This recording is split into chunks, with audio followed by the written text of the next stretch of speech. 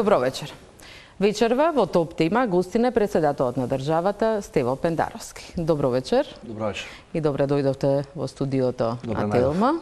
Прв пат откако стапивте на функцијата председател на државата, веќе 7 месеци се обидував да нема баш 7 месеци, мислам дека е помалку. Од 7 месеци веќе стигнуваат некои првични, да речам, оценки и анализи, дека делувате стабилизирачки, прецизно ги адресирате главните проблеми, иако некој ќе рече дека можеби е рано да се оценува вашата работа, иако сте прилично активни, сепак можам да забележам дека не изостануваат критики, што веројатно е добар сигнал или барем не толку многу. Но најважно и се уште свежо во овој момент е во ова големо разочарување од недобивањето на датум за преговори со Европската Унија е вашата средба со францускиот председател Емануел Макрон, која се случи завчера во Париз. Дали на оваа средба во 4 очи добивте некаков сигнал од францускиот председател дека Македонија ќе добие и ќе почне преговори со Европската Унија? Добро вечер уште еднаш. Не добив сигнал дека ќе почне преговори, сигурно. Че не добив гаранција дека ќе добие позитивна одлука на пролет. Добив еден вид гаранција дека методологијата ја прават и ќе биде брзо готова. Се разбира, тоа зависи од другите земји членки. Меѓутоа ми најави дека крајниот рок според него треба да биде максимум март за да биде усвоена. Тука има многу финеси, бидејќи методологијата треба да биде нешто сосема ново. И кога преговарате нешто сосема ново во Европската Унија со толку многу земји членки, тоа е секој пат проблем. Можеме да се вратиме на тоа, да не ве замарам, меѓутоа можно е промената на методологијата дури да ги засегне и базичните европски договори со кои е направена Европската Унија и според кои функционира. И ако е тоа така, тогаш ќе земе уште повеќе време, меѓутоа тој ми рече во тој дел, крајниот рок кој јас си го поставам себе си и на целата Европска Унија е март. Добивме гаранции дека политичка одлука нема да има подоцна од мај, од самитот на Европската Унија во Загреб, закажан е веќе за 6 мај, и добивме гаранција, здравје Боже, дека секако доаѓа во првите 6 месеци од 2020. Што значи тоа? Каква одлука ќе добиеме во мај? Значи, прво во март чекаме да ја видиме методологијата усвоена од земјите членки. Тука морам да ве прекинам. Вчера германскиот министер за надворешни работи Хајко Мас рече дека не виделе таков документ. До овој момент тоа циркулира како non-paper. По нашите информации, тоа го имаат видено само неколку земји членки за сега. Не би сакал да ги набројувам за да не ги навредам другите, тоа е нивна внатрешна европска работа. Дури по тоа од кој ќе добијат инпут или повратна информација од овие кои се сега контактирани и консултирани. Иначе, генерално кажано, станува збор за земјите кои имаат забелешки за процесот на проширување и наназад неколку години, ги знаеме. Не би сакал да ги кажам јас. Дури потоа ќе биде циркулирано до останатите земји членки. И потоа се влегува во процедура како што пропишува Европската Унија, во која на званични седници ќе се разговара за методологијата. А кој ви е генералниот впечаток од средбата? Колку траеше средбата? Опозицијата вели дека била многу куса, неколку минути. Да, ги чув тие коментари и на дел од социјалните мрежи. Средбата траеше 20 минути. За оние кои не разбираат меѓународна политика, на меѓународни форуми од овој формат, 30 шефови на држави и над 100 министри од многу земји во светот, средбите се куси и бидејќи имате набиена агенда не може да бидат подолги. Че за споредба, мојата средба со Лавров беше 20 минути, мојата средба со кинескиот подпредседател беше 25 минути со се превод. И мојата средба со австриската премиерка беше 12 минути. Толку имавме време и ние и тие, затоа што имаше серија други митинзи. Се јас претпоставам дека некои од овие кои многу разбираат меѓународна политика може да имаат средби со Макрон по 4-5 сата на кои ќе зборуваат за македонските и балканските работи, меѓутоа јас толку можев. 20 минути, колку што беше најавено претходно.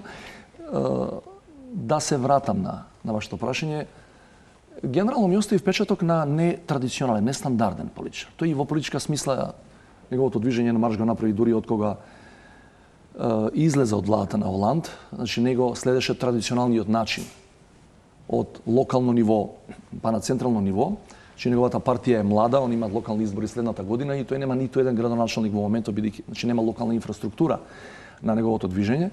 Нестандарден е, директен е, прилично интелигентен е и не употребува дипломатски фрази, не заморни кои може да ве однесат на друга страна и на крај да прашате што беше воопшто муабето, што беше суштината.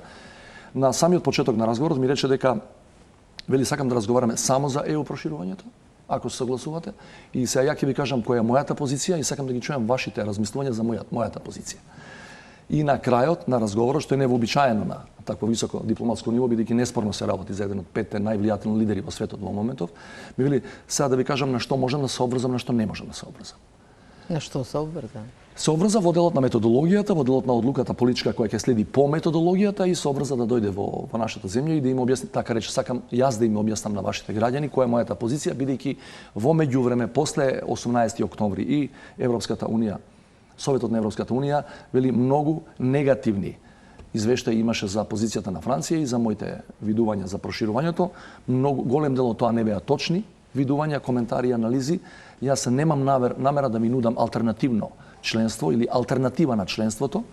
Имам намера да го подобрам процесот за да не бидете само формално бирократски да влезете во Европската унија и на крајот да добиеме негативни тенденции во виталните области како што имаме не само кај земји кои преговараат, туку и кај земји кои се стари веќе, земји членки на Унијата. Она што збунува после вашата средба, рековте дека ве уверувал оти причината за неговото вето не е состојбата со реформите во државата, од друга страна неговиот амбасадор во Македонија Тимоние веднаш после одлуката ни кажа дека тоа се должи само заради недостаток на потребните реформи, посочувајќи ги, се разбира, судството. Како ја објаснувате? Нели е тоа во спротивност? Не можам да го објаснам, можам само да ви кажам што беше разговорот со претседателот Макрон. Иначе, јас имам редовни средби со францускиот амбасадор, ги следам неговите јавни изјави, неговите јавни настапи, меѓутоа ви кажам што се случуваше на средбата кај претседателот Макрон, дека тоа воопшто не беше споменато. И постои една фраза која Макрон ја кажува и после 18 октомври во Брисел, веднаш на првата пресконференција која го образлага својот став и која мене ми ја повтори буквално во исти облик, со иста содржина, со исти зборови, вели овој пат нам ни треба повеќе време, не вам. И во неговото последно интервју за Економист, да не забораваме, таму опишува исто така прецизно што било проблемот со нас. Вели Северна Македонија е мала држава, не е закана за никого, многу направи, вклучително и промената на името, и најголемиот дел земји членки беа за почнување на преговорите. Меѓутоа неговиот став беше бил принципиелен, дека и за овие што преговараат, и за овие што чекаат да почнат преговори, методологијата мора да биде изменета за да добиеме суштински пробив и вистински реформи, а не само козметика. Се појавува и сомневање дека можеби со оваа методологија, за која уште не знаеме детали, за која може да биде, во која може да се бараат, како што велите, суштински промени во договори, дали можеби е обид на Макрон со ова вето да купува време за да направи промени некакви или да дојде во некоја позиција во Европската унија за која има амбиција. Има шпекулација. А ние сме Македонија, Албанија, заедно сме. Има шпекулација во таа насока, во европскиот печат, меѓу европските политичари, па и на највисоко ниво, меѓутоа јас тоа не можам да го коментирам. Можам да ви кажам неколку детали кои ги разбравме околу интенцијата за новата методологија. Јас се надам дека нема да бидам здодена за вашите гледачи, бидејќи на моменти ќе се служам со бирократски изрази кои ги обожаваат. За жал или за среќа во Брисел. Освен мојата средба со францускиот претседател, на нивно барање имавме средба, мои три клучни советници имаа средба со неговите советници во Елисејската палата, наредниот ден, на која беа разработувани детали. Тие прашува, ние одговаравме, тие бараа проценки за некои регионални состојби, не само за кај нас, и на која стана збор за методологијата. Значи, начелно, сега, најгенерално да кажам, за оние кои не се упатени, постојат 35 поглавја по кои се преговара. Тоа е усвојување на европското аки, како го нарекуваат, низ 35 поглавја. Идејата на Франција е да го намали бројот на поглавјата преку тоа што ќе ги групира тие 35 поглавја во 8 или 9, првично е така замислено, кластери, значи група на области во кои ќе се преговара.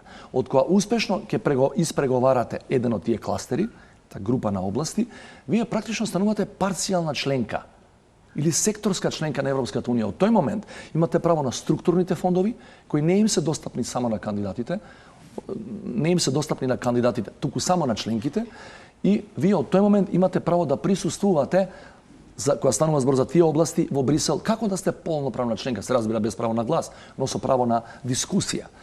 Сад, тука се враќам на оно што е за мене голема непознаница. Јас се надам дека француската дипломатија нема да оди во таа насока, затоа што толкувањето на нашите, на моите, на правни експерти, вели дека не постои категорија која би била наречена меѓучленство. Или си кандидат, или си членка. И ти, ако си членка, можеш да ги користиш структурните фондови, или претходно, ако не си, ако си само кандидат, можеш да ги користиш ИПА фондовите. Предпристапните фондови, како ги нарекуваме. Зашто е ова битно? Затоа што структурните фондови се несразмерно поголеми од овие другите. Би било добро да го имаме пристап до тие, меѓутоа не знам како тие внатре, знаете, тие се у суштина прилично бирократска организација, како Европска унија, и ако тие тоа можат правно да го образложат, окей. Меѓутоа јас мислам дека не би требало да се оди толку далеку, бидејќи евентуалната измена на базичните европски договори може да земе години. Не ми одговоривте да заокружиме тука. Каква одлука во мај во Загреб можеме да добиеме? Јас се надевам дека одлуката ќе биде позитивна, па не би исклучил, са која би шпекулирале, не врз основа на разговорот со Макрон, дека може одлуката да биде донесена и порано. Сега, ако одлуката не биде позитивна донесена за отварање на преговори, донесена во март, ако не биде, значи порано донесена и во март, евентуално бидејќи Европската Унија, Европскиот совет е закажан веќе за 26 март, тога 4 пати годишно имаат средби на највисоко ниво на ниво на шефови на држави и влади. Ако не биде донесена тогаш одлуката во март, велам, и се чека мај, логично е дека ќе сакаат да видат и како ќе ги организираме предвремените парламентарни избори. Тоа е моја проценка. Во меѓувреме, додека трае ова разочарување, шокот е навистина голем, очекувањата беа големи. За добивањето датум се појавија нови иницијативи, Мал Шенген, во Охрид се сретна тројца председатели од регионов и договорија некаква соработка која се имали прецена економски. Се појави идејата за нордискиот модел, членство во Европска економска заедница. Како вие ги коментирате овие иницијативи? Искрено да ви кажам, со доза на резерва. Зошто? Затоа што јас би сакал да знам од почетокот дали тоа, ако го почна, тоа беше прилично нејасно, сега после средбата со Макрон тоа е многу појасно. Тој вели, јас го прашав директно за една алтернативна форма на асоцирање која се нарекува Европска економска зона. И му викам, ние не сакаме да бидеме во Европската унија само заради заедничкиот пазар. Се разбира и тоа е битна компонента. Ние сакаме да бидеме и заради политичките вредности. Значи, се е тоа во ред, меѓутоа во Европската економска зона вие имате само заеднички европски пазар минус агрикултура, минус земјоделие. Тоа е во ред, меѓутоа што станува збор, што правиме со другите клучни детерминанти на еден вистински демократски систем? Независно судство, професионална администрација, слободни медиуми. Што правиме со тоа? Ние ако сме само членки, као велите норвешкиот модел, тоа е ЕЕА скратено. Ако сме само таму, ние ќе бидеме дел заедничкиот европски пазар, а во другиот дел што правиме во другиот дел? Јас тврдам дека не може да постои силна економија ако нема силна демократија претходно. Тој историскиот развој на сите големи економии во светот тоа го покажува. И не може да видите диктатура или автократија и да имате супер економија. Значи ние мораме како предуслов да имаме правна сигурност, правна држава, владење на правото, па да се надеваме дека тоа ќе биде предуслов не само за инвеститорите од надвор, туку и од внатре, и генерално за граѓаните за да можат да се посветат на повисоки стапки на економски раст од овие кои до сега ги имаме. И кои знаеме дека не се доволни. Да, но не ли ви вела зошто мора Париз, Брисел, Берлин да ве водат кон овие реформи? Не ли можете тие сами да ги спроведете?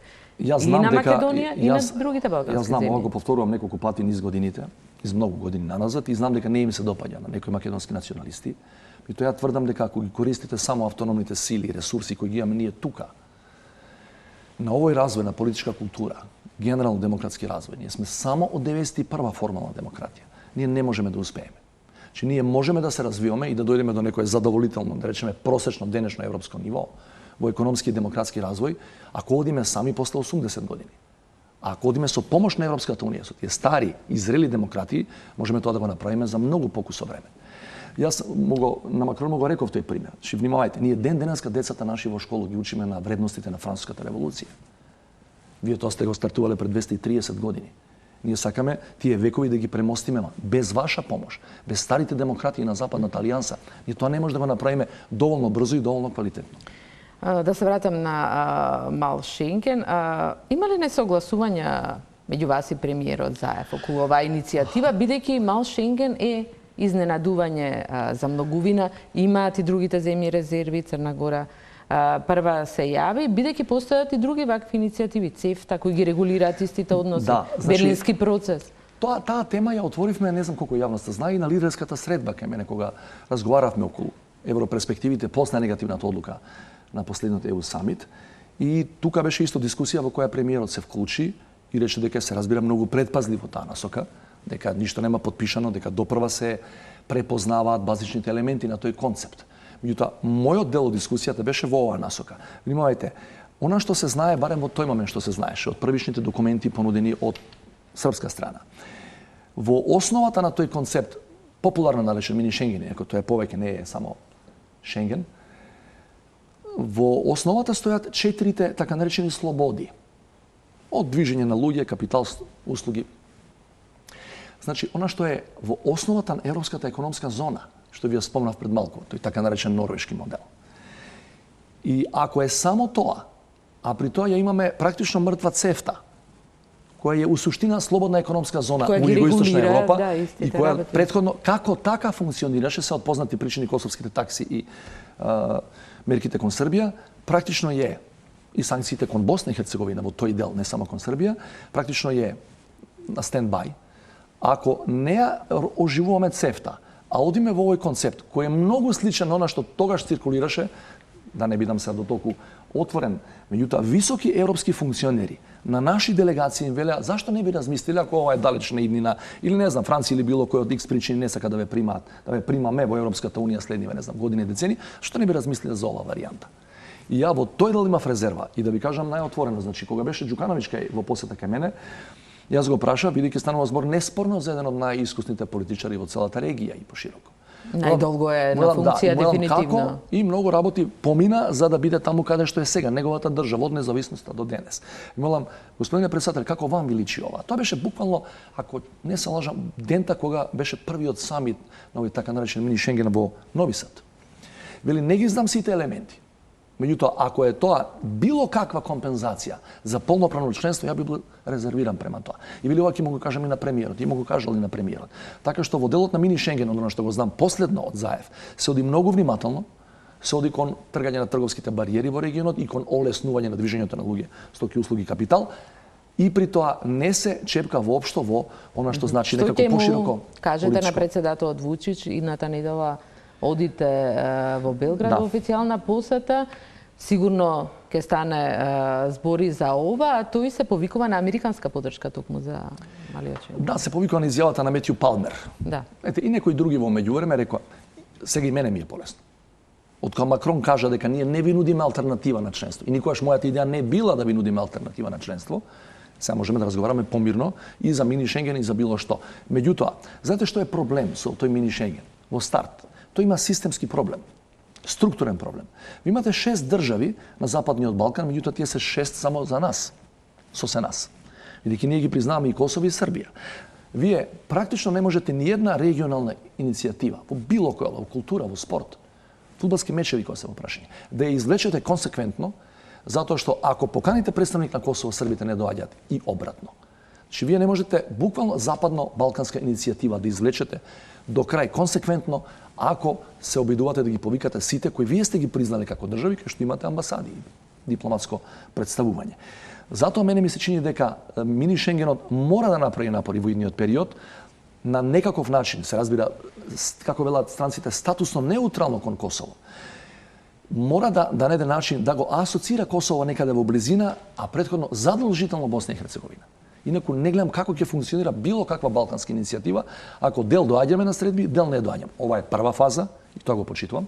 Меѓутоа наредниот период, ако тоа се развива во добра насока, што најискрено посакувам, ние мора да водиме сметка и останатите од регионот да се приклучат на таа иницијатива.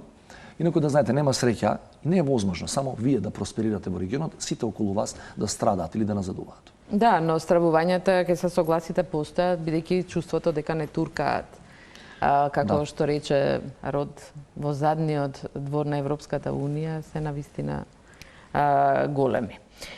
Вечерва се сретна премиерот Заев и грчкиот премиер Мицотакис. Мислам дека е ова втора нивна средба, но прва на грчка територија. Се договориле да продолжи со работа мешовитата комисија и главно разговараат за економска соработка. Дури е побаран, премиерот Заев рече дека побарал помош од Грција за членство во Европската Унија, да им помогнат околу Франција како стари пријатели. Како ги гледате овие движења?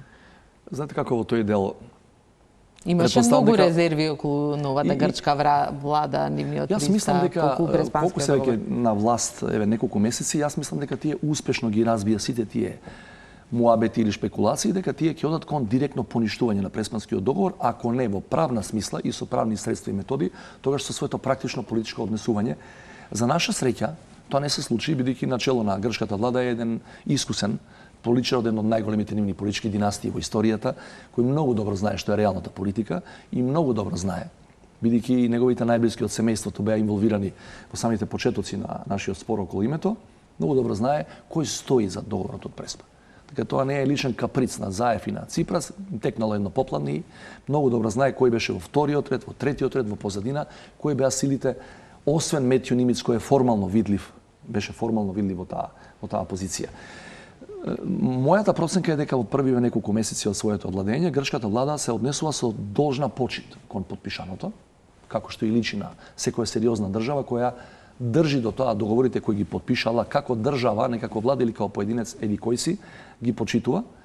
И мислам дека во таа насока и ќе продолжат. Иначе комисијата за која вие зборувате нема никаква врска со името на државата, бидејќи тој дел е имплементиран од страна на нас и на за жал не и од страна на грците, бидејќи тие таблите уште ги немаат променето на граничните премини, но станува збор за трговските знаци или ознаки, како ќе се брендираат производите. Она што го знам почетно, првите состаноци на таа комисија, тие имаат добро темпо на работа. Изјавивте дека употребата на официјалното име Република Северна Македонија ќе биде на чекање, додека не се отворат преговорите со Европската Унија. Тоа е вообичаено новинарско поедноставување на работите за генералната публика да разбере, не ги критикувам вашите колеги, не се секирете. Станува збор за следново. Во Преспанскиот договор има два типа на рокови. Ги нарекуваат политички или и технички. Едните се однесуваат на апликација, примената на новото име во нашата комуникација со светот, со меѓународни организации и во билатералната со другите земји. Значи, новото име со Северна внатре да биде аплицирано во нашите односи со останатите меѓународни субјекти. Тоа е нашиот дел од договорот да поедноставам тоа што видите. И овој другиот е наш. Само ќе ви кажам зашто се однесува, зашто се однесува чекањево, што го видите. Значи, политичките велат, од моментот која е ратификуван договорот во нашиот парламент, понатаму вие и билатерално, и мултилатерално, и во меѓународни организации, и со држави, вие сте Република Северна Македонија. Тоа е применето. Тоа е направено. Техничките рокови се однесуваат на областите внатре во нашиот правен поредок, во рамки на нашите граници, бидејќи сега имаме ергомнес и внатре. Не само према надвор, како што беше со ФИРОМ. Тоа значи дека кога ќе почнеме да преговараме со Европската Унија, на пример, преговараме екологија, во тој момент, во областа на екологијата, во внатрешниот правен сообраќај, ние ќе мораме да го употребуваме новото име. Ќе почнеме да преговараме, во сферата на образованието. Тогаш ќе биде задолжително целокупната документација на подрачните единици и на Централното министерство за образование, значи внатре во поредокот наш правен да биде применето и новото име. Тоа е. И тука вели, од кога ќе почнеш да преговараш во одделно поглавје со Европската Унија, имаш транзиционен рок од 5 години да го направиш тоа како што треба до крај. За тоа станува збор. Значи, ако ние не преговараме со Европската Унија, овие така наречени технички рокови ќе чекаат. Инаку политичките рокови се испочитувани. Што значи дека и преспанскиот договор ќе биде ставен на чекање. Инаку да бидеме прецизни, ја тоа го реков меѓутоа на поминување, не е лошо да го потврдам. На враќањето сега од посетата во Париз, поради лошо време во Скопје, се спуштивме во Солун и од таму со кола до Скопје и можам да ви кажам дека ни една ознака која се приближувате кон границата од грчка страна не е со Република Северна Македонија, туку со Скопје, што исто не е почитување на договорот во тој дел. Но тој е истиот авион сега. Бидејќи споменавте дека се вративте, вчера имаше технички проблем и воредно слетување. Тоа е владиниот Learjet. Слетавте во Солун, рековте заради лошото. Имаше ли проблеми? Заради лошото време слетавме, а подоцна излезе тој. Во текот на летот. Слетавме заради силен страничен ветер во Скопската котлина, слетавме во Солун, инаку ова се некои дополнителни технички проблеми кои се појавиле и денеска се отидени на технички преглед да проверат за што станува збор. Колку што знам, наредниви денови премиерот Заев ќе го користи за лет према Хелсинки, ако не се лажам, значи нема никаков. Не ли ви создава стрес и самата информација дека има технички проблеми во владиниот Learjet, а ве очекуваат и вас други патувања, верувам дека сме го користили порано тоа, меѓутоа тоа е што е сега. Кога сме кај надворешната политика, уште едно прашање поврзано со Русија. Сите американски представници кои дојдоа тука, заклучно со државниот секретар Помпео, предупредија на штетно руско влијание во земјата. Во Париз, како што кажавте, се сретнавте со вашиот руски колега Лавров, а во мај ќе одите во Москва. Да, гледате. Какви ни се... Јас тоа реков и на Лавров на самиот почеток. Иако тие тоа го знаат од нивната амбасада во Скопје. Ја бев единствениот кандидат на пролетните претседателски избори, кој во својата претседателска програма имаше еден дел за Руската Федерација. Во кој ја велам следно. Руската Федерација не смее да биде баук. Руската Федерација не смее да биде дежурно плашило за нас како држава.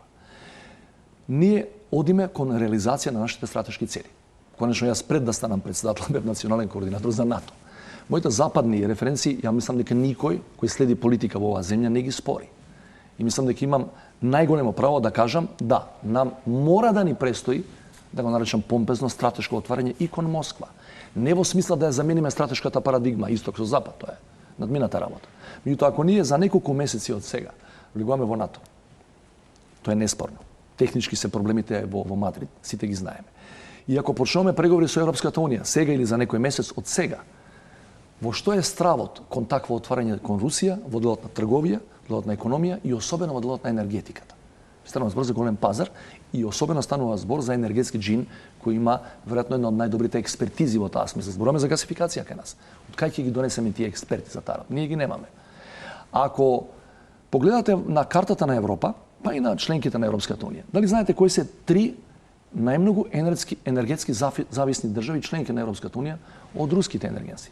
Германија, Италија и Грција. И се, ако ние почнеме да се плашиме, се некој да не замери од нашите западни пријатели и другари, што се барате во Москва, јас мислам дека е на погрешен пат. И тоа е погрешна анализа. Конкретно за тоа што го спомнавме на почетокот на средбата и се слуша во делот конверзацијата на стартот с мојот состанок со Лавров, на 9 мај се слави, не слават русите, слави целиот демократски свет, 75 години од победата над фашизмот. За оние кои не знаат или за оние кои сакаат да направат реинвент на историјата, значи оние кои сакаат да ја фабрикуваат нашата национална државна историја, мораме да се научиме дека тоа е дефинитивно и таму историскиот ревизионизам не помага. Во самата основа, во самиот темел на македонската државност и држава лежи борбата против фашизмот. Ние би биле луди како народ да се откажеме од тоа дека бевме членка на антифашистичката коалиција која го порази најголемото зло не само на 20. век. Че ние прво на тоа почива нашата прва современа држава македонска која направивме 44 Се разбира, да, овие објаснувања. Тоа е резон. За западните сојузници. Во сите овие држави одите, во поголемиот дел од престолнини нема амбасадор да ве пречека. Дипломатската мрежа е десеткувана. Во Париз имавме, да, и не пречека. Зборувам за следните, немате во НАТО. Немаме во Москва, немаме во Вашингтон. Да не ги набројувам, многу се каде запна, знаејќи дека надлежни сте вие, премиерот за министерот за надворешни Димитров. Од самиот почеток сум го кажал да го повторам накусо, како беше патот до денес. Побарав функционална анализа за состојбата со мрежата на нашите ДКП во светот. Тај ја добив. Да не ги земарам вашите гледачи со детали. Меѓутоа, после тоа почнавме серија координативни митинзи, состаноци со министерот за надворешни работи, кој кај мене доаѓаше откако претходно ќе добиеше владин став. Владата, знаете, има повеќе политички партии кои таму имаат своји политички интереси и така натаму и така натаму. Дојдовме до една, да ја наречам, поширока листа со имиња и мислам дека сме сосема во завршната фаза на тој процес. Практично, може би не сите, 25-6 колку се празни дестинации дипломатски, меѓутоа еден најголем дел од нив да ги пополниме, по моје убедување со прилично квалитетни кадри. Што е ново во меѓувреме? Што се случи ново во меѓувреме? Закажаните предвремени парламентарни избори. И податокот дека ние според нашиот закон со така наречената пржинска влада треба да стартуваме на 3 јануари. Ние можеме еве колку утре да ја почнеме процедурата. Инаку процедурата е МНР до владата, владата до мене, на писмено, хартија, документ, со имиња и презимиња. Дали тоа воопшто може да се заврши до 3 јануари, бидејќи, сега ви кажам, принципијално, ја можам да го терам тоа до крај. И да решам, баш ми е гајле за техничка влада од 3 јануари. Тоа принципијално во политичка смисла, бидејќи јас од првиот ден се залагам да бидам мост меѓу власта и опозицијата. Јас сум биран, предложен и така натаму гласен од одредена политичка структура, меѓутоа реков првата вечерта кога ги добив изборите, реков сакам да бидам председател на сите, вклучително и на оние кои гласа за некој друг или седеат дома, на што имаат право. Во тој дел прашувам, ако за најголемиот дел од нив нема да биде завршена процедурата до 3, дали е политички, правно е, дали е политички коректно да ги пуштаме амбасадорите во сите овие дестинации после 3 јануари? Ако до тој момент не помине целокупната процедура, вклучително и тие хиеринзи во Собраниската комисија. Само тоа е проблемот. Инаку, ви кажам, да, многу... имавме случај кога беше отповикан откако беше назначен пред избори, мислам, Александар Николовски за Брисел, дојде следната влада, го повлече ова назначување. Може тоа да се случи доколку имаме друга влада? Може да се случи. И сега, во ова, ако ја одам со глава низ зид и да речам правно, законски уставно јас сум покрен као председател, пишам указ, го праќам еди кој си надвор, што ќе биде ако некој од нив бидат вратени, ако евентуално, повторам, евентуално шпекулираме после 12 ако имаме нова влада, друга влада. Значи морате да мислите и за судбините на тие луѓе, не само да пратите и да си наетите, така што навистина сакам да тоа биде направено и во еден издржан политички процес на вагање на сите тие аргументи. Инаку претпоставам знаете, јавноста тоа го знае, мислам, јас сум го кажувал и претходно. Јас за клучните дипломатски дестинации се обидов да направам контакти со опозиционите партии. Например за Вашингтон. Дали е стратешки интерес на оваа земја да Америка биде наш стратешки партнер? Да. Значи, тој амбасадор кој тамо ќе отиде, не сме да биде ваш или мој личен избор, партиски или владин избор, зашто да не биде со поддршка и на опозицијата и на власта. И истото тоа го мислам и за дестинацијата наречена амбасадор во НАТО. Никој од релевантните политички партии не оспорил и не рекол не ни треба членство во НАТО. За да трае тој тамо што ќе отиде и да има соработка утре, задутре или за некоја година и со евентуално друга влада која може да дојде. Не треба да се и наетите и... Добивте ли одговор? И од власти и од опозицијата? За жал не. Не, од опозицијата не. Во првите фази не добив никаков одговор или поинаку кажано, тие не сакаат да учествуваат во тој процес. Што значи овој ваш став? Дека нема веќе време да се испратат нови амбасадори? Има време да се испратат амбасадори. Гледате, значи за меѓународните организации, на пример за НАТО или меѓународни организации или не знам Советот на Европа. Вие не поминувате низ процес на барање агреман, кој трае 3 или кусур месеци, зависно од државата. Вие само ги нотификувате и ги известувате дека од утре наш амбасадор Да, но за другите? Имам, еве да појаснам се претходниот став. Имам резерва ако тоа не заврши до 3. Ако заврши до 3, пеќе. Ако не заврши, имам резерва за оние така наречени политички номинации. Тоа се луѓе кои не се од професионалниот состав на Министерството за надвршни работи. Сакам да ве уверам дека ова до сега што е разговарано, таа поширока листа, над 90% се луѓе кои се сега веќе вработени во МНР. Меѓутоа има одредени политички номинации на што имаме право по закон. И во тој дел, ако пратите политичка номинација, а утре има нова политичка композиција на власт, тука може да настане проблем со нив. Не верувам дека би настанал проблем со професионалците од МНР. Синоќа во председателската палата кај вас се одржа една трибина за затворени врати, која побара германскиот министер за надворешни работи Хајко Мас, беше насловена правната држава и се зборуваше за реформите. Се одржа истиот ден кога поранешниот премиер Никола Груевски беше објавено дека застарел еден предмет кај што ја обие и се одржа истиот ден кога беше одреден датумот за судењето на специјалната јавна обвинителка Катица Јанева. Што заклучивте на тој состанок после Идејата беше директно од Хајко Мас, кој веројатно вашите гледаци не знаат, пред да биде министер за надворешни, беше министер за правда во Германија, кој сакаше да се сврти вниманието на една многу битна тема. И кој ќе преговарате, утре за здравје Боже со Европската Унија, тоа и по моје и по сечие убедување на оние кои го познаваат тој процес ќе биде, претпоставам, најголемиот залак. Значи, правна држава, владење на право, правна сигурност, правна известност и така натаму. Неселективна примена на законот и така натаму.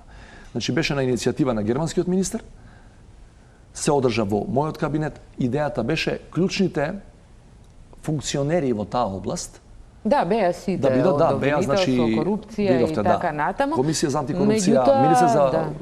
Споменувајќи ја средбата и читајќи го соопштението, вие лично сте спомнале дека се сомневате во скриена амнистија. Алудирајќи на... Реков дека не сме да се дозволи... Никола Груевски.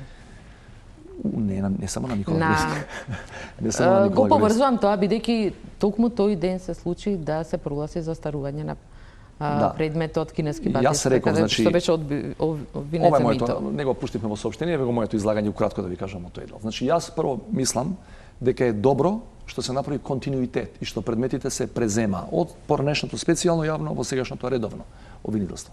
Мислам дека е тоа многу битно.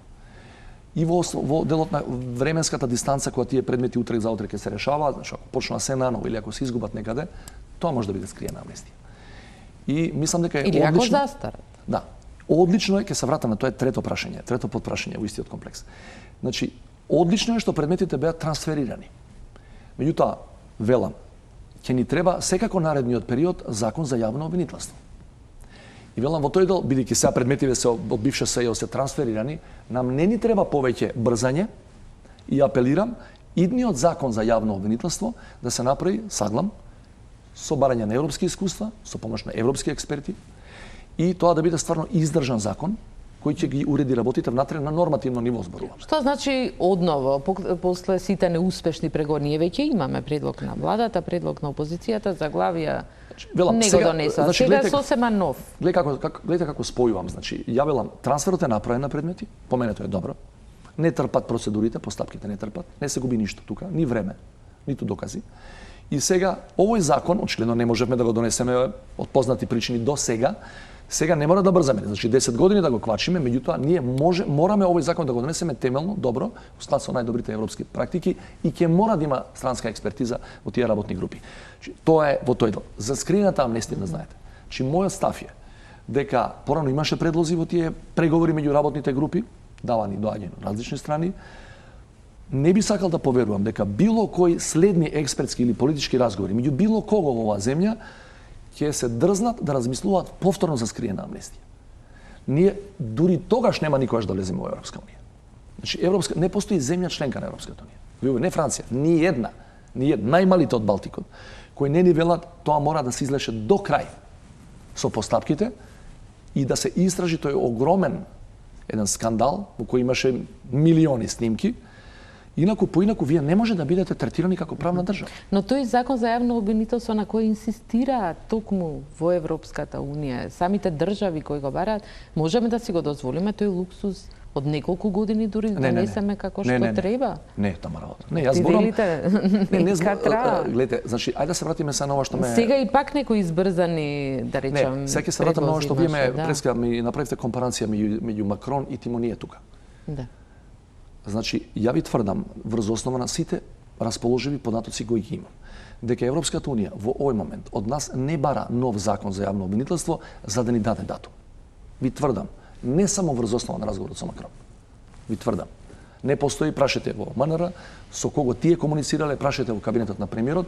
Значи, меѓутоа, тоа не ни треба сега, за месец или два, не ни треба до март, не ни треба до Загребачкиот самит. Меѓутоа, ни треба таков закон. И велам да не одиме преку трупа, како велат старите, да го направиме темелно како што треба. Но во овој момент, повторувам по не знам кој пат, нема предуслов формулиран како мора да имате закон за јавно обвинителство за да ви дадеме датум. Или Франција ви одби и неколку други ја поддржа затоа што немате во тој момент закон за јавно обвинителство. Тоа е неспорно. И морам, и да не ме потсетите, морам да се реферирам на застарувањето на еден од случаите против Груевски, но ви кажам дека не сум бил никогаш повеќе гневен по последниве, не знам, 6 или 12 месеци, ако се исклучи во август месец која одржав таа пресконференција, повикувајќи ги државните органи да забрзаат со постапките наместо да користат колективни годишни одмори, отколку сега кога видов дека еден од најкрупните предмети застарел, затоа што не знам колку 5 или 6 години поминале. Тоа е катастрофален показ дека се уште во Република Северна Македонија граѓаните не можат да имаат верба дека имаме саглан правна држава. И тоа се предмети на кои се тестира капацитетот на државните институции во оваа сфера и тоа се, како велат, клучни одредници и индикатори дали ние како граѓани ќе имаме верба во нашиот систем, во нашата држава. Во август излеговте да подсетите дека не треба да користат одмори, туку да се фатат за работа за случајот рекет. Колку тој случај нанесе штета на меѓународниот углед? Од моите контакти што ги имам од оваа позиција на која сум, од 12 май натаму, односно од август кога се обелодени тој случај, можам да ви кажам дека со кого год да разговарате во Европа, на маргините на разговорот ќе ви рече види ова не е предуслов, бидејќи се уште во рана фаза таа постапка, меѓутоа кој ќе почнете да преговарате. Ако тие процедури не одат како што треба по закон, со вистински неселективна примена на правото, вие не можете да просперирате и да прогресирате кон Европската унија. Значи, ја тоа сум го кажал и порано. Случајот рекет е лакмус за правната држава. Тоа е тест базичен за отпорноста на политички влијанија на клучните институции. Ако го поминеме тој тест, ја ви гарантирам, не само затоа што досегашните преговори со ЕУ стартува со поглавје 23, односно со тоа владење на право и правна држава, и да не е тоа во Европа последниве десетина години сите кандидати, еве ви ги Црна Гора, еве ви Србија, се проценуваат најмногу низ таа призма. Се друго може да направите брилјантно ако тука случаите на висока корупција или евентуалното замешателство на политички функционери во некој криминален предмет, ако тука киксирате, вие не може да одите понатака. Да, тогаш рековте дека ако има политичка одговорност, секој треба да ја сноси такво нешто. Тоа е работа на која допрва треба да се учиме.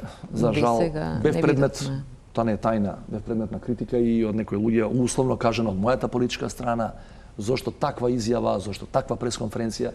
Меѓутоа и тогаш и сега се сум поуверен дека бев во право со тие констатации, затоа што не можете само да чекате евентуална правна одговорност некој надлежен орган да ве гони.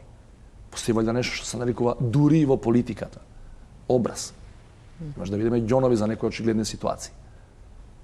Зошто оваа влада не успеа да го реформира судството? Што и замерувате? Веројатно и Знаете, замерувате. Мислам, кажавте половината. 2016-та јас бев носител во првата изборна единица, бев дел од таа највисока политичка структура која се бореше против диктатурата на Груевски, која на крајот успеа да направи влада. И сум директен сведок од 2017 од која е направена владата, 6 месеци прво доцнеше тој процес од познати причини. 1 јуни чинам дека 2017 во изминативе 2,5 години јас знам дека звучи као оправдување. Али бидејќи бев инсайдер во некои од тие битни процеси при договорите со соседите и одењето кон НАТО и кон Европската унија или законот за јазиците, да не го забораваме. Огромна политичка енергија се потроши во тие, ја ги нарекувам 3 столба на кои се одвиваше, низ кои се одвиваше регенерацијата на македонското општество и држава.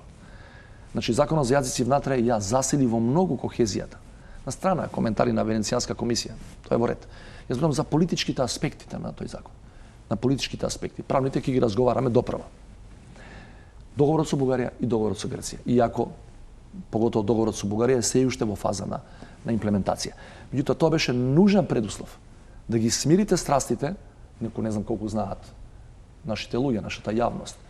Бугарските представници во Европската унија, најмалку 2 до 3 години наназад, беа еднакво критични кон нашите евроатлантски аспирации, како грчките колеги, само што тоа не го правеа доволно видливо за нашата јавност. Освен во Европскиот парламент. Да, внатре по комисии, по работни тела, беа и тоа како критични и бара да се случи ваков договор. Значи, тоа беше едно значајно релаксирање. Ние можеме да разговараме што и да предвидуваме, да анализираме што ќе се случи до година. Од која ќе почнеме да преговараме практично. Со оглед на декларацијата, веќе го споменуваме, Бугарија која го негира. Да, меѓутоа факт е дека до овој момент Бугарија беше прво потписник на писмо на 13 земји членки кој бараше веднаш отварање преговори, уште пред 2 месеци, и Бугарија и на последните европски совети и состаноци беше еден од нашите најголеми поддржувачи. Тоа не можеме да го негираме. Се дури почнаме преговори, тогаш веќе веројатно ги покажа своите намери кои не се... Има и многу други проблеми кои ќе се појавуваат и со други земји членки, јас претпоставувам. Меѓутоа, битно е дека се залага да влеземе во колосек. Тоа е многу битно, како директен сосед. Но очигледно некој го искористи тоа што не направивме реформи во судството. Денеска го читав и лидерот на опозицијата ВМРО ДПМН Христијан Мицкоски, кој ветува дека ќе направи независно од судство за да не се создадат центри на моќ кои ќе ги контролираат партиите. Меѓутоа не можеме да го коментираме, оти не кажува како тоа ќе го стори. Станува збор за легитимна реторика на една опозициона партија, не гледам ништо спорно во тоа. Тој е нивниот концепт, со тој концепт и други некои ќе излезат на избори, граѓаните ќе го кажат својот збор. Тука ќе направиме една куса пауза за реклами и се враќаме на разговор.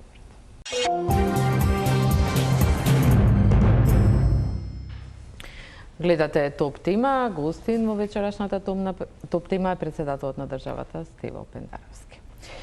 Господине председателе, последната лидерска средба ќе ја паметиме, што вие организиравте, што дојдоа сите лидери, но пред се по брзината со која беше постигнат консензус и тоа прв пат без меѓународни посредници, многу преседани. Колку беше тоа ваша заслуга да се договорат за избори или изборите беа договорени уште пред да влезат кај вас во председателската палата? Во првиот дел на прашањето немам намера да влегувам, бидејќи од мене барате да се фалам се. Јас сум бил тој што ги свикал и така натаму. Мислам дека созреја условите во меѓувреме. Мислам дека политичката култура во меѓувреме во нашава земја дојде на многу повисоко ниво, за да не е како на времето да речеме, меѓутоа има еден друг факт. Мојот избор не беше оспорен од опозицијата. Предпоставувам, освен тоа, освен изборите кои беа признаени и резултатите и од главната опозициона партија. Но лидерот на опозицијата одбиваше да дојде на средба кај вас. И имавме телефонски контакти во меѓувреме, меѓутоа дојде, тоа беше прво негово доаѓање во кабинетот. Сакам да кажам, предпоставувам дека во таа насока одиграла некаква улога мојата активност, моето однесување во изминатите 5-6 месеци во кои јас мислам дека покажам дека не сум предложен од едни, меѓутоа не сум непријател на други. Тоа е во тој дел. Инаку да знаете, изборите беа договорени на таа средба и можам да ви кажам дека имаше од почеток до крајот во тој втор дел од состанокот лицитирање со многу датуми, про и контра.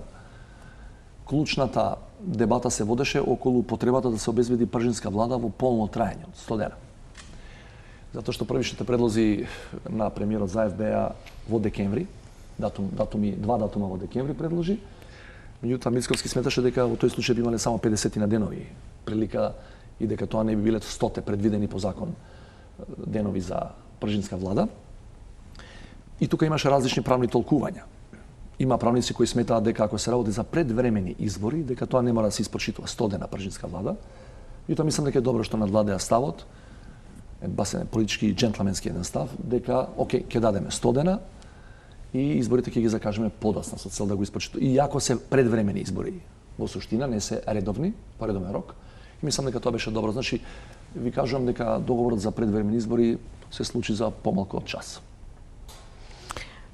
Дали вие сметате дека изборите се вистински подек во овој момент? Тоа што не добивме датум за почеток на преговори, можеби некој требаше да биде поттик, некој смета владата да се зафати со реформите, самите рековте, многу енергија беше изгубено на договори со соседите и се друго. Зошто избори? Изборите се застои. Са мотивацијата на партиските лидери ќе ја барате кај нив да ви ја кажат моја проценка од страна е и тоа го побарав на средбата, само да се води сметка околу ратификацијата на НАТО протоколот. Тоа е од ултимативна важност за државата според мене, конечно да ја зацементираме таа безбедност и да влеземе во клуб во кој има 29 други држави, не си сам, при било каква закана, не само традиционални, туку и нови, хибридни и така натаму. И беше заклучено со оглед на ситуацијата во Шпанија дека најверојатно нема да има поклопување од таа смисла. Конечно изборите се во изборна година, само 6 месеци пред редовниот рок. Значи тоа не знам колку порано. Така што мој впечаток е дека владата тоа што има да го покаже во делот на реформите, како велите, делот на продолжување на реформите, ќе има време да го покаже до 3 јануари, а и подоцна И со Тоа е само техничките... еден месец. Што може да стори за еден А и месец? со техничка влада, да не забораваме, значи опозицијата ќе партиципира со премиер, се извинам, со 5 министри и заменици, купно, меѓутоа главната владина структура останува на досегашните партии. Значи тие можат и понатаму, освен овие 4-5 позиции кај што ќе имаат врзан подпис, да продолжат со реформи. Се сомнам дека некој би ги спречувал во тоа. Прво мислам дека е добро што се запази динамиката во однос на НАТО протоколот, да не се зашто во декември, возможно е ако беа изборите во декември, возможно е Шпанија да направи брзо влада. Иако изборните резултати тоа не го гарантираат. Меѓутоа има не некако... изгледа така во моментов, дека има една информација од пред 2 дена во која се тврди дека двете партии кои не направија влада претходно, значи Социјалистичката партија и Подемос, веќе направиле меѓупартиски договор и им фали уште една помала партија за да го надминат прагот кој е неопходен, за да немаат малцинска влада. И да не шпекулираме. Во декември ќе беше проблематично ако имаме избори, бидејќи требаше веднаш да се распушти парламентот, а ова сега остава доволно простор. Значи тамо некаде до февруари, дури јас тврдам како правник дека и понатаму ако затреба, ако тоа баш од битно, од најголемо значење, можеме да го направиме тоа, да го свикаме парламентот и подоцна. Но токму тоа го оспорува председателот на парламентот Ала Џафери, дека нема да биде возможно заради роковите за избори, тој ќе го распушти парламентот во почетокот на февруари. Има одлука на Уставниот суд, има правен преседан претходно направен. Да почитуваме тоа што таа највисока институција правна во државата вели во тој дел. Меѓутоа јас мислам дека нема да ни се случи баш во изборна кампања да дојде се ратификувано и ние да немаме парламент. Јас мислам дека тоа претходно ќе заврши, ако не шпанците ќе имаат проблем, тогаш подолго време ќе немаат влада, тие немаат влада од почетокот на претходната година. Гледате, мојот став, иако ја не сум повикан тука да дадам мој став, дали требаше предвремени избори или не, меѓутоа ви кажам како човек кој долги години се бави со овие политички процеси, јас мислам дека после една прилично неповолна одлука на Европската Унија, спротивно од се она што очекуваме, сите ние, да добиеме датум за преговори, јас мислам дека можеби е добро да се преиспита политичкиот легитимитет на владеачките партии на избори. Да речат, ние направивме што направивме, ги направивме сите предуслови, на прагот сме на членство во НАТО, може ќе бидеме и членки на НАТО, еве што направивме внатре, еве што направивме надвор. Европската Унија во октомври вели не е до вас, се е до нас, внатрешна реформа, па подоцна ќе се навратиме на проширувањето. Народе, граѓани, повелете, ваше е, кажете дали сте задоволни од ова што го направивме или мислите дека некој друг може повеќе да направи. Така што тој аспект мислам дека е неспорно. Да, така не им изгледа на бизнисмените кои денеска навистина дигнаа гласи деновиве, повикувајќи се на искуството кога има преодна влада, кога е во кампања се застанува во државата, дури дека лошо изгледаме. Нивниот став е коректен, меѓутоа тоа влече корени од 2014 или минимум од 2016, практично секоја година има некаков избор. Не заборавајте и минатата година и референдумот беше избор, организирање на тој процес и на луѓето веќе и на граѓаните, не само на бизнисмените што им прави проблем, и на граѓаните им е преку глава од избори секоја година. Каква е вашата соработка со опозицијата? Го споменавме Христијан Мицкоски, дали по лидерската средба се сретнавте? Не сме се сретнале, меѓутоа мислам дека тоа беше одличен знак што присуствува на лидерска средба. Мислам дека не беше добар знак што не дојде на Советот за безбедност, бидејќи разговаравме за многу битни прашања, за безбедноста на државата и за безбедноста во поширокиот регион кој може да има влијание, и врз нашата безбедност. Меѓутоа тоа беше и помина со присуството на лидерската средба и со договорите кои ги направивме на лидерската средба. Што не беше само физичкото доаѓање, него внатре направивме апсолутен консензус и власт и опозиција да соопштиме тие работи што ви соопштив и мислам дека тоа беше чекор напред. Каква би била кохабитацијата? Каква очекувате ако ВМРО дојде на власт? Каква е сега вашата соработка со владата? Па, јас ви реков пред малку дека има ситуации или некои мои изјави кои не наидуваат на одобрение сегашната влада, иако јас сум дел од таа политичка структура практично 90 години и ги гледате потешкотиите со кои воспоставам комуникација со сегашната опозиција, че ако улогите се заменат евентуално до година, јас мислам дека нема да имам никакви проблеми. Затоа што односот и на сегашната владина структура кон мене и односот на опозицијата сегашна кон мене покажува дека јас верувам во тоа. Навистина непристрасно ја работам својата работа. Најавивте, очекувате да биде донесен нов закон за агенција за разузнавање, се уште го нема. Тој не е влезен во владина процедура, а инаку е готов, направен од една работна група. Да ви кажам, мислам дека е битно да го имаме и преку тој закон понатаму да го направиме тој долго најавуван процес и во таа структура на ветинг на вработените. Скептичен сум дека можеме да стигнеме во оваа трчаница до 3 јануари, бидејќи очигледно многу законски проекти кои биле започнати, сега владата ќе се обиде да ги дозаврши, што е сосема легитимно политички. Не знам дали ќе стигне на дневен ред, инаку мислам дека тоа за нов закон во таа област со таа содржина не би имало против ни сегашната опозиција. Да, но очигледно ќе почека, иако таму има многу бранувања во светот на разузнавачите, се случија многу промени. Нема многу промени, меѓутоа случи промена на политичкиот амбиент и една многу мала група луѓе која претходните години беше вработена таму, а која не работеше за државата. Работеше за нечии туѓи интереси. Од кога дојдоа санкциите за тоа што го работеле или не го работеле до овој момент, почна да го креваат својот глас и тоа е легитимно. Оно што е неспорно е дека неодамно имавме една висока делегација од Канцеларијата за безбедност на НАТО, која беше во посета на сите, тоа го прави редовно, рутински, неколку пати годишно, беше во посета и на Агенцијата за разузнавање. Извештајот го видов пред неколку дена, затоа што констатирали, можам да ви кажам дека се оценките највисоки. Денеска имавте средба со еколошките организации за животната средина, аерозагаденоста го имаме ОХИС, оваа недела откритијата што со децени таму лежат страшни отрови, тоа не е ваша ингеренција, меѓутоа проблемот е доволно голем да се ангажирате. Што може да направите? Во однос на сите прашања кои не се во моја уставна и законска надлежност, јас постојано велам никој не ме спречува да зборувам за тоа или да ја креам јавната свест да било кое прашање. Неспорно е дека ја тука немам никаква надлежност. Меѓутоа може ќе ве зачуди, денеска на средбата со 14 еколошки здруженија го повикав и беше до мене, дури имаше едно кусо реферирање за состојбите началникот на генерал-штабот на армијата. Ако паметите, посебно овие последниве случаи со Линданот во Охис, еден АБХ тим на армијата беше вклучен, бидејќи таква специфична единица нема во другите државни органи, и беа вклучени и направија крупна работа направија, и мислам дека тоа беше еден значаен дел од целокупната акција на сите други надлежни државни органи. Армијата на Република Северна Македонија е вклучена и уназад месеци и во гасењето на пожари, и во помагањето на локалното население при други елементарни непогоди.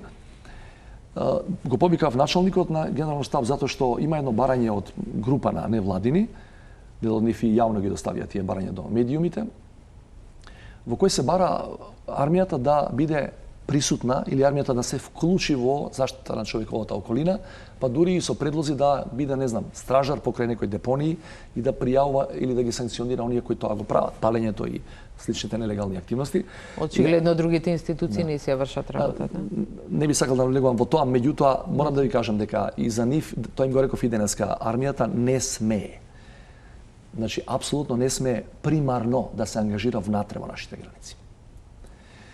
Може да биде само поддршка, ако тоа се процени, ако има кризна состојба, ако надлежните институции така проценат, да биде поддршка на полицијата. Армијата, например, е се уште присутна на нашата јужна граница, кај што има официјално декларирана кризна состојба, со извесен број припадници, меѓутоа и таму е поддршка на полициските единици. Не може дури ни таму директно да се вклучи, а не пак да биде распоредена по градови, не знам, во некои скопски општини и да пријавува. Едноставно, војниците не се обучувани за таа работа и законот и уставот не им дава право внатре во градовите да го работат тоа. Можат да дадат поддршка и даваат поддршка секаде кај што можат. Да, но велите оваа специализирана единица за борба веројатно против беше повикана, бевме повикани. Може да учествува и повторно доколку биде повикана. Беше повикана од МВР, даде поддршка и се повлече, значи и таму беше поддршка на другите државни органи, не може да настапи самостојно.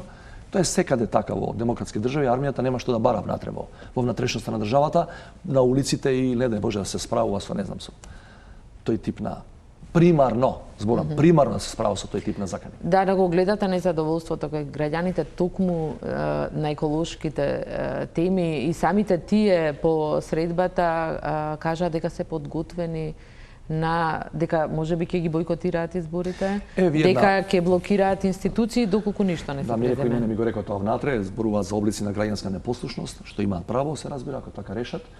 Ова им го реков, значи на почетокот или некаде првата половина од декември, зависи, него имам уште терминот. Мојата цврста определба е на следниот совет за безбедност да ја поставам да ги поставам еколошките закани или заштитата на човековата околина како единствена точка на дневен ред. Ќе ги повикам надлежните институции да реферираат и еве нека биде тоа ексклузива за вас. Иако ние сите се бавиме со чиста политика ова. Тоа мислам дека е значено. Постат со моите напори тоа да го дефинираме како едно од заканите за националната безбедност. На таа седница на Советот за безбедност ќе бидат повикани и представници на еколошките здруженија. Зошто е закана за националната безбедност? Како тоа ќе го образложите? Па еве, податоци на официјални органи 3.500 луѓе умираат само од лошиот воздух годишно, се извинам, во нашата земја. И знаете, тешките метали се присутни во неколку општини со години. Еве го Линданот што го спомнавме, каква све темпирана бомба и какви се консеквенции може да има од тоа.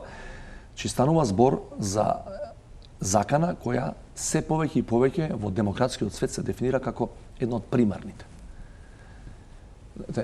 Јасно е дека ние не можеме да определиме или да одделиме толку ресурси за заштита на човековата околина која е на Шведска или Канада или Јапонија, меѓутоа мораме со време да почнеме да мислиме, зашто премногу луѓе страдаат од тоа и ние не можеме да одиме напред во економскиот развој ако немаме здрава нација. И за крај, прилично сте активен на терен, можам да кажам, често одите во насекате со државата, инсистирате на средби со граѓаните. Што тие ви велат, како тие реагира на она што почнавме, што не добивме датум за преговори со Европската Унија, некое очекување кое требаше да ги отвори вратите и земјата продолжи натаму, а се создаде чувство дека удривме во зид. Да ви кажам... И што очекуваат? Да ви кажам најискрено, кога одам на средби со граѓани, пред да се случи ова со Европскиот совет, нивните барања, поплаки, приговори се во делот на економијата, на социјалната, на неможноста да реализираат некои своји права кои им припаѓаат по закон, по устав. Меѓутоа, после 18 октомври и таа несреќна одлука на Европскиот совет, оние луѓе со кои се среќав во изминативе неколку недели бе малку исплашени, ме прашува што ќе се случува сега со нашата држава. Знаете, тоа ни остана како некој рефлекс од години и години наназад, бидејќи од 91 нааму поминуваме само низ турбуленции или внатре или во регионот. Постојано е она дали ќе не биде, дали ова дефинитивно и така натаму. И постоеше една мала резерва кај некои луѓе и кај повозрасни дури наши граѓани. Меѓутоа јас им реков дека нема никаква потреба за загриженост во тој дел. Ние неверојатно ако задоцнеме со интеграциите, нема се развиваме со задоволително темпо во тој сегмент, меѓутоа нема никаква опасност дека Македонија нема да ја биде, дека не знам што ќе се случи друго, нема да се случи за неколку месеци од сега, реков, да повторам, скоро сигурно или сигурно влегуваме во НАТО алијансата и тоа е најголемата можна гаранција која може да ја добиеме и таква гаранција добиваме прв пат во речиси 30 години независна држава, од најголемите, од најмоćните светски сили. Значи уште има стравувања од некаква дестабилизација. Има кај обичните луѓе, меѓутоа од било која етничка припадност, морам да ви кажам. Меѓутоа јас се надам дека како што оди сега текот на настаните, дека тоа ќе спласнува и луѓето повторно ќе се враќаат на она што најмногу ги мачи, а тоа се сигурно проблемите во економско-социјалната сфера. Ви благодарам, господине председателе, за учеството во вечерашната тема. Вам ви благодарам на вниманието. Останете на Телма, имајте убава вечер.